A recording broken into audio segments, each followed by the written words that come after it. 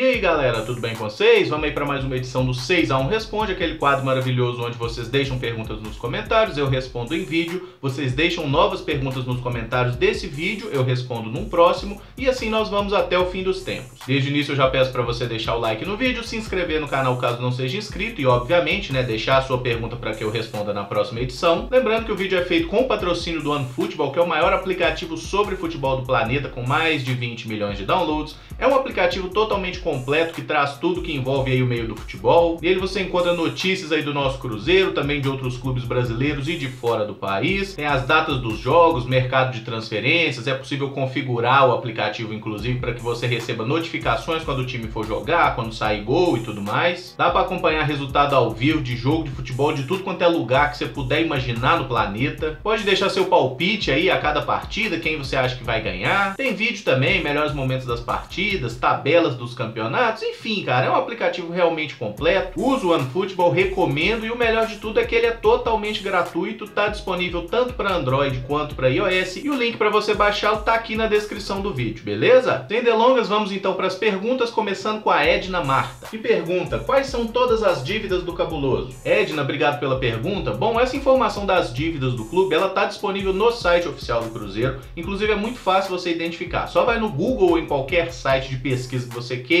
e joga aí Balanço Patrimonial Cruzeiro. É o primeiro resultado que vai aparecer, é um resultado do site oficial, vem um documento ali com todo o detalhamento. E segundo uma entrevista de novembro, do final de novembro do ano passado, o Itair Machado inclusive falou que a dívida do Cruzeiro era de 438 milhões de reais. Aproximadamente isso, ou seja, quase meio bilhão de reais o clube está devendo para burro. Todos os clubes brasileiros têm que divulgar o balanço do ano anterior até o mês de março, eles têm 90 dias para isso, ou seja, no mês de abril, logo depois que é divulgado o balanço para o conselho, aprovado e trazido a público, então em abril certamente o Cruzeiro divulga, como faz todos os anos, o balanço atualizado que vai até dezembro de 2018. Aí a gente vai ter uma visão mais detalhada se o clube está de fato conseguindo ou não diminuir o valor dessa dívida, mas o trem tá feio. O Bruno Alberto pergunta: com o ciclo de Mano Menezes no Cruzeiro próximo do fim, quais nomes você considera interessantes e viáveis para assumir o Cruzeiro? Talvez um técnico estrangeiro? De brasileiros, pensei em Thiago Nunes e Anderson Moreira. Bruno, obrigado pela pergunta. Cara, eu acho que a sua premissa, ela começou um pouco errada, porque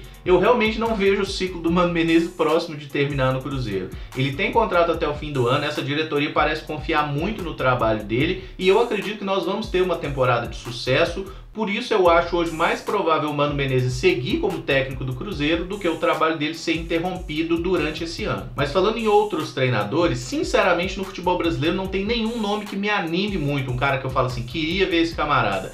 E é engraçado como alguns nomes que muita gente pedia no Cruzeiro, e eu dou um bom exemplo que foi o Jair Ventura, que fez um bom trabalho no Botafogo, e uma galera, nossa, esse cara é muito melhor que o Mano. Onde está o Jair Ventura hoje, É só pra gente ver como que essa questão dos treinadores no futebol brasileiro, ela é extremamente fugaz. Tipo, o cara tem um trabalhinho de destaque aqui, no outro ano ele já não arruma mais nada. Poucos treinadores conseguem de fato se manter em alto nível por muito tempo. Até o Luxemburgo, que foi o melhor treinador que eu vi no Cruzeiro, pelo menos, o que eu vi no futebol brasileiro, é um cara que há vários anos não consegue fazer um trabalho bom sequer. Particularmente eu gostaria de ver treinadores estrangeiros trabalhando mais no futebol brasileiro, porque eu acho que no futebol brasileiro a maioria dos nossos treinadores realmente tem muito a dever. Eles ficam muito engessados nessas ideias, que inclusive são grande parte de ideias do Mano Menezes, esse futebol mais duro, esse jogo mais físico, de muita bola longa, de pouca troca de passes. Por exemplo, eu gosto muito do Sampaoli, que tá aí no Santos agora. Mas ele também é um cara meio maluco, Ele não é aquele treinador muito consistente ali, fez inclusive um trabalho muito ruim na Argentina, mas eu acho ele um treinador muito bom. E um cara que eu gosto muito, que não é muito famoso, é o Eduardo Cudê, que foi treinador do Racing. Inclusive eu não sei se ele tá treinando o Racing ainda, mas ano passado ele era o treinador do Racing na Libertadores, inclusive deu muito trabalho pro Cruzeiro, venceram na Argentina e a gente venceu no Mineirão, mas eu gosto muito da ideia como ele coloca os times dele para jogar com futebol ofensivo, toque de bola, e que consegue fazer um trabalho de marcação muito bom, parece que volta todo mundo no momento sem bola. bola. Então assim, eu gosto do trabalho do Kudê e acho que seria um cara legal pra gente apostar no futuro. O João Vitor Cerqueira pergunta: se fosse para escolher um jogador que atua no Brasil para jogar no Cruzeiro, independente de salário e do preço, qual seria? João Vitor, obrigado pela pergunta. Cara, aí tem a questão tática, né, do que o Cruzeiro tem como carência e do jogador que eu gosto muito, que é o Dudu, do Palmeiras. Se pudesse escolher um jogador do futebol brasileiro, eu gostaria de ter o Dudu. Eu acho que ele encaixaria muito bem na nossa ideia de jogo, como um ponto esquerda ali, né, que é basicamente o papel que o Arrascaeta fazia e foi embora. Eu acho que seria uma contratação espetacular. E pesa a favor ainda mais o fato do Dudu ter sido um jogador que passou pela nossa base, né? Ele concluiu a sua formação no Cruzeiro, e o fato de que ele saiu do Cruzeiro de uma forma muito estranha, né? Porque gente que trabalha dentro do Cruzeiro, trabalhava na época inclusive, diz que o Dudu não queria sair do Cruzeiro nem fudendo, que o Perella obrigou ele a ir embora e tal. Falou que se ele não saísse, ele não aceitasse ir pra Ucrânia, eles iam voltar ele pra base, ele não ia jogar. Enfim, fizeram um maior terror psicológico com o cara pra ele aceitar ir naquela ocasião, e ele acabou indo embora. Tem inclusive uma entrevista do Dudu quando ele sai, que assim, é a felicidade em pessoa, ele falando da transferência para a Ucrânia. O Thales pergunta: quem saiu mais queimado, o uruguaio em 2010 ou o Edmundo em 2001? E por quê? Thales, obrigado pela pergunta. Eu acho que os dois foram babacas de formas muito diferentes, né? Os dois faltaram aí com profissionalismo de forma absurda. Mas eu acho que o Edmundo saiu pior porque o Edmundo não fez nada pelo Cruzeiro, né? E o Judas, bem ou mal, é o nosso maior artilheiro estrangeiro na história, né? Tem acho que 49 ou 50 gols que ele marcou pelo Cruzeiro, ele fez muito gol, ele nos ajudou em conquistas importantes. Então eu voto no Edmundo, que saiu mais queimado, simplesmente porque o Arrascaeta pelo menos deu retorno ao Cruzeiro e depois fez essa palhaçada aí, esse episódio extremamente infeliz. Já o Edmundo não tinha feito porra nenhuma pelo Cruzeiro, foi um babaca. Eu acho que, assim, nunca na história do futebol se viu uma coisa tão ridícula quanto um jogador errar um pênalti de propósito porque é contra esse time, né? Então, assim, porra, não quer bater, não bate, velho. Bota outro cara pra bater o pênalti. Se errar, foda-se, mas bater daquele jeito, naquela displicência, quase falando Elton, pega lá, porque foi basicamente o que aconteceu. Pra quem não lembra, foi em 2001 isso, no Campeonato Brasileiro, um jogo que, se eu não me engano, o Vasco ganhou de 3-0 do Cruzeiro, 3-1. Foi uma sapatada que a gente tomou do Vasco, que na época tinha um Romário, e o Edmundo foi bater um pênalti pelo Cruzeiro e ele recuou a bola na mão do goleiro, assim, de sacanagem mesmo. Então, assim, aquilo ali pra mim foi a maior palhaçada que eu já vi um jogador fazer. Inclusive o Edmundo é um bosta como comentarista, como a maioria do pessoal da Fox é bem fraquinho, né? O Kaique Oliveira pergunta: o que você sabe de fato que aconteceu entre os jogadores do Cruzeiro naquela final da Libertadores 2009? Muito se fala que alguns jogadores arregaram por causa de dinheiro. Kaique, obrigado pela pergunta. Cara, toda vez que um time perde, as pessoas têm que criar uma teoria da conspiração. Então, assim, já entrevistaram diversos jogadores do Cruzeiro para falar sobre aquele episódio e todos eles negam totalmente o fato de que houve briga em vestiário por causa de dinheiro. Eles até falam que houve uma conversa sobre isso antes do jogo, tipo 2 dias antes, mas o papo que uma galera inventou de que no intervalo da partida os caras estavam discutindo bicho, isso aí, cara, vocês vão me desculpar, mas é coisa inventada por quem nunca teve um vestiário de jogador de futebol na vida. Por quê? Se tem uma coisa que jogador de futebol é competitivo. E episódios dos caras serem babacas, dos caras colocarem interesses pessoais acima, como por exemplo o do Edmundo, de errar um pênalti de propósito, isso é tão exceção que aconteceu há quase 20 anos atrás e a gente lembra até hoje. E achar que um time inteiro entraria nessa, um time que tinha Wagner, que tinha Ramires, né, um monte de moleque e que tinha uns caras experientes, tipo o Sorin no banco. Enfim, cara, aquele era um time que realmente fez uma grande campanha. A gente fez um jogo muito ruim na final aquele dia. Era uma partida que não tinha menor cabimento o Cruzeiro não vencer. Até alguns dos caras argentinos, né, lá do Estudiantes, falam que se jogassem 10 vezes contra o Cruzeiro no Mineirão, eles perdiam 9. Mas por sorte deles, no dia da final foi justamente o dia que eles venceram. E um episódio muito legal que eu acho dessa história é que a galera fala que o Ramires tirou o pé na final da Libertadores porque ele estava vendido. O que a galera não se toca é que o Ramires estava vendido há muitos meses. O Ramires foi vendido para o Benfica, o Cruzeiro estava nas oitavas de final. Ramires jogou oitava de final, quarta de final, semifinal e ia tirar o pé na decisão. Qual a lógica disso? Aquele era de fato o último jogo dele pelo Cruzeiro, né? Porque o combinado era que o Ramires ficaria no Cruzeiro até o fim da participação da Libertadores.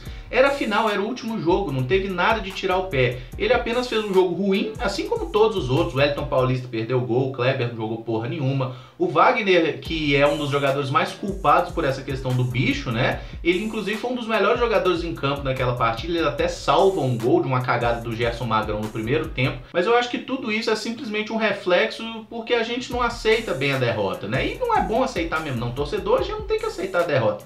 Mas a verdade é que a derrota ela ainda dói muito pela forma que foi, por a gente saber que o Cruzeiro era mais time. Então a gente acaba criando umas certas teorias. Pra mim isso aí é tudo conversa fiada. Os caras podem ter discutido bicho o quanto for, mas isso não influenciou na hora do jogo e eu tenho certeza que essa discussão não foi no intervalo ali da partida com o Cruzeiro empatando em 0 a 0, podendo ser campeão da Libertadores. O Igor Arcanjo pergunta: Emerson, ultimamente o canal vem crescendo muito, você esperava isso tão rápido? Igor, obrigado pela pergunta. Cara, é muito engraçado quando as pessoas falam sobre isso, que o canal está crescendo muito rápido, porque a minha visão como criador, ela é totalmente oposta. Eu acho que inclusive que sim, a gente está conseguindo crescer, eu estou muito feliz com isso, mas eu sempre acho que o crescimento tá pouco, eu sempre acho que deveria estar muito melhor, saca? Por quê? Eu trampo muito pra fazer isso aqui, cara. Todo dia tem vídeo no canal, então assim, é uma coisa que eu de fato sempre quero que esteja melhor e eu nunca me dou por satisfeito com o crescimento que a gente tem. E muito menos eu acho que isso seja rápido, velho. Tem mais de 2 anos que eu tô fazendo esse canal aqui e eu gostaria de fato que o crescimento fosse maior.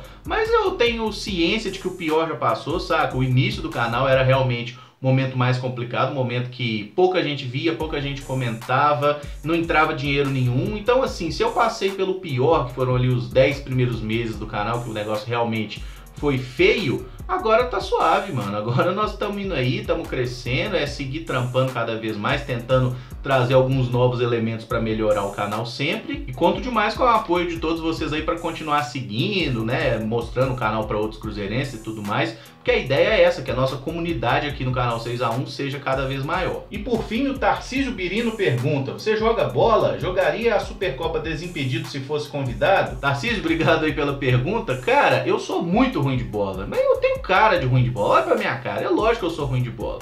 Eu sou gordo, tenho 1,90 m, não tem como eu ser bom de bola, na moral. Mas jogo sim, tá? A minha posição é teimoso, né? Eu jogo de teimoso. Eu sou ruim em todas as posições que já fui testado. Eu jogo na zaga mal, jogo mal como volante. Como lateral eu nunca nem tentei jogar, porque eu não tenho velocidade para isso e eu ainda sou preguiçoso. Como centroavante eu tive relativo destaque entre os meus 10 a 13 anos, porque eu era maior que todo mundo e eu conseguia chutar forte, numa época que os moleques era tudo magrelo e fraco, e eu era mais baixo e mais gordo, então eu tinha mais força que a maioria. Mas aí nos últimos 10 anos eu passei a ser o cara que simplesmente tenta não atrapalhar a pelada. E como eu posso não atrapalhar a pelada? Jogando no gol. Ou seja, você fica ali no gol, vou pular na bola? Não vou, jamais. Mas o que vier ali no raio de ação eu defendo, evito alguns gols, faço algumas defesas improváveis que nem eu acredito. Mas nos últimos meses nem isso tá acontecendo, tá? Porque minha turma de pelada foi pro saco, os caras não estão jogando mais. Então eu devo estar pior do que nunca. Inclusive, se alguém tiver uma galera de pelada aí, Belo Horizonte aí, quiser chamar nós, dá ideia. E sobre a Supercopa Desimpedidos, se fosse convidado, eu iria sem o menor problema e sem menor dúvida também. Passaria vergonha em rede nacional. Mas falando sinceramente, esses caras nem me conhecem, não sabem que eu existo e acham que a possibilidade de eu ser convidado é nula, beleza? Bom, galera, o vídeo fica por aqui. Se gostou, deixa o like, se inscreve no canal caso ainda não seja inscrito. Usa os comentários para deixar a sua pergunta para que eu responda numa próxima edição. E é nóis. Muito obrigado por acompanhar, um abraço e até o próximo vídeo. Valeu!